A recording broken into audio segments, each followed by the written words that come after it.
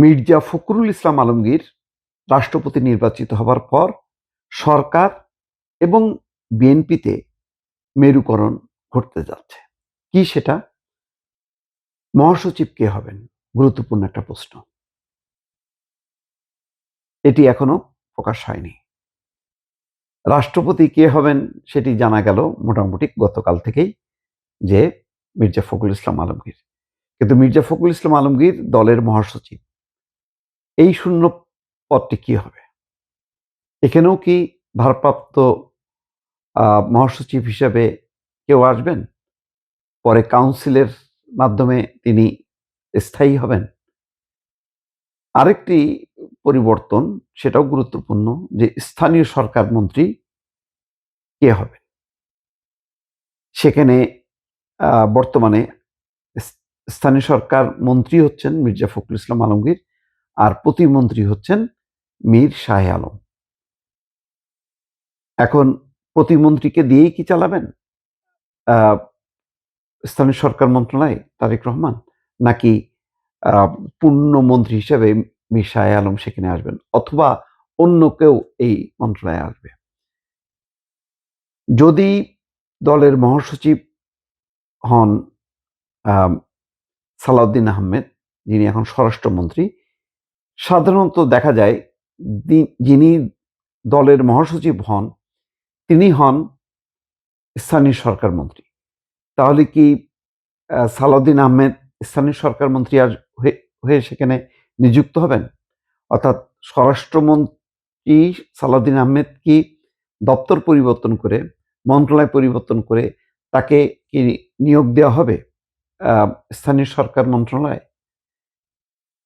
সেটা যদি হয় তাহলে মীর শাহ আলম কি সেই মন্ত্রণালয়ে থাকবেন, নাকি মীর শাহ আলম চলে যাবেন স্বরাষ্ট্র মন্ত্রণালয়?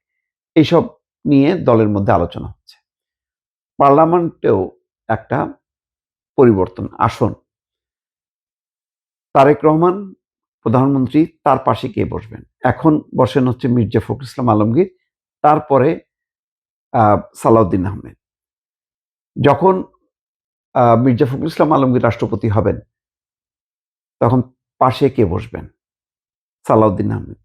তার স্ট্যাটাস কি হবেন? তার চেয়েও সিনিয়র কয়েকজন আছেন, যেমন বাণিজ্য মন্ত্রী আমির খসরু মাহমুদ চৌধুরী, আছেন ডক্টর খন্দকার মোশাররফ, আছেন মঈন খান।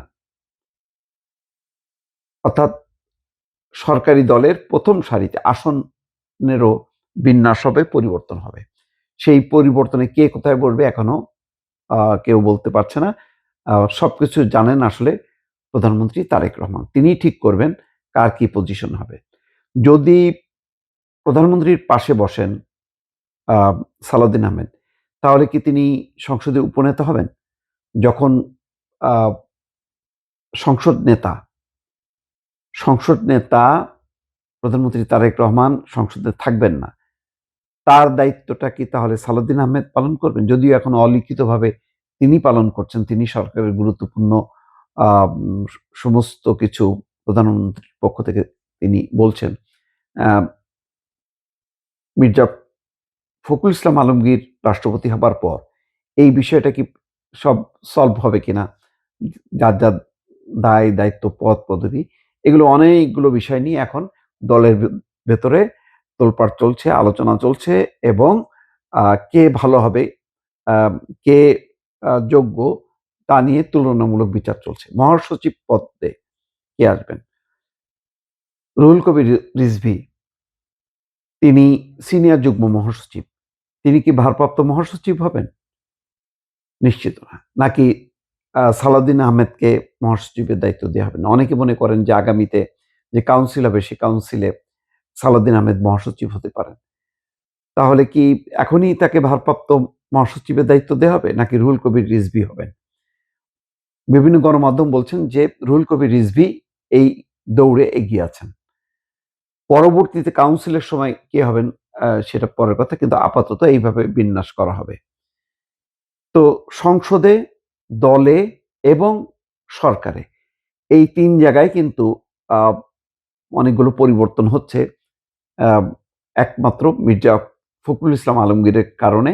তিনি রাষ্ট্রপতি হবার কারণে তার যে পদ, তার দায়িত্বের বিন্যাস ঘটাতে যেয়ে ৩ জায়গায় পরিবর্তন আনতে হচ্ছে। দেখা যাক শেষ পর্যন্ত এই পরিবর্তনগুলোতে কার ভাগ্য খোলে, কার আ কপালে দুশ্চিন্তার আ রেখাগুলো স্পষ্ট হয়। নিশ্চয়ই সেটি দেখা যাবে।